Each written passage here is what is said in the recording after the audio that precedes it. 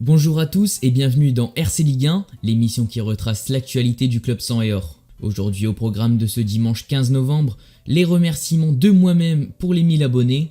Ensuite, on fera le point sur les internationaux lensois ainsi que sur le match amical face à Anderlecht. Et enfin, on se projettera sur ce match face à Dijon. À une semaine de ce match, une opposition à ne pas manquer face à un concurrent direct. Que faut-il attendre de ce match? Tout ça dans RC Ligue 1.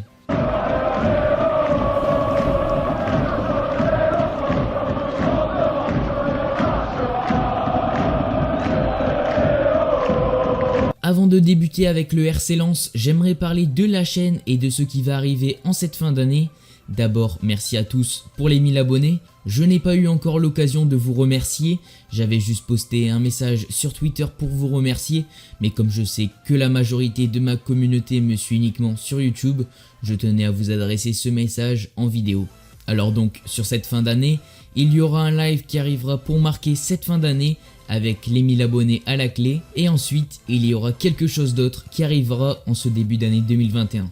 Voilà un peu sur ce qu'il se passera en cette fin d'année sur la chaîne, donc restez branchés. Pour clore ma parenthèse, le foot est marqué par une trêve internationale. Pour rappel, 8 joueurs lensois étaient convoqués pour représenter leur pays. Les Maliens se sont imposés 1-0 face à la Namibie avec Massadio Haidara titulaire. Les coéquipiers de Medina et de Steven Fortes ont fait match nul face au Paraguay et au Rwanda.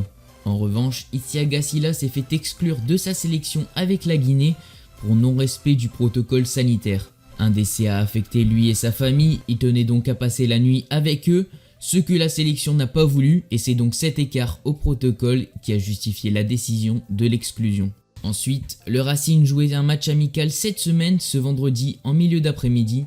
Les Lensois se sont imposés 3-1 grâce à un but de Banza et à un doublé de Kalimundo. Frank Hayes a aussi pu en profiter pour faire tourner l'effectif. Cette confrontation a surtout permis de garder les joueurs dans le rythme avant ce match face à Dijon la semaine prochaine. Un match qui sera à ne pas manquer face à un concurrent direct au maintien. On doit être dans l'obligation de revenir avec des points de Dijon. Pour rappel, on se déplace chez la Lanterne Rouge mais qui sera revancharde. Effectivement, ça fera un peu le remake de ces matchs de barrage d'il y a 1 an et demi. Clément Michelin et Jonathan Gradit seront à nouveau suspendus. Quant à Yannick Cahuzac, il pourra rejouer et cela va nous poser un dilemme. Qui aligne-t-on au milieu? Alors que Seko Fofana semble pouvoir tenir un match en titulaire, il y a Yannick Cahuzac qui revient, mais aussi Tony Mauricio qui a livré un bon match face à Reims en association avec Doucouré. Et ce sera donc la question du jour, n'hésitez pas à y répondre en commentaire et à inscrire votre duo du milieu de terrain. Et voilà les gars pour cet épisode 5 du RC Ligue 1, n'hésitez pas à liker et à vous abonner. Moi je vous dis à plus dans une prochaine vidéo, c'était Théozinho, allez salut et allez lance.